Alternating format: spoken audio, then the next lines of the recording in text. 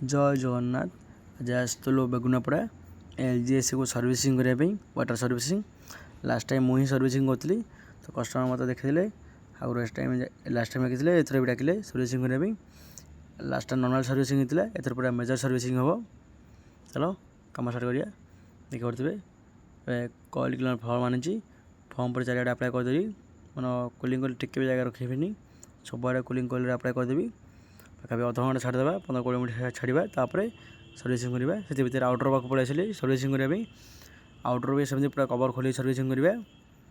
देखिए पूरा कवर खोलदेली सब आड़े पूरा कवर खोलिए तापर सर्विसिंग करेंगे। पूरा मेजर सर्विस जमी हो भाया आउटर को भाया डस्ट जाम अच्छी देखिए पूरा जाम हो मैंने टिके भी एड जावा रास्ता नहीं ब्लॉक है। देखिए पड़े अधा सर्विसिंग होगला पूरा सर्फ लगे सर्विसिंग करा पूरा सर्विसिंग कम्प्लीट।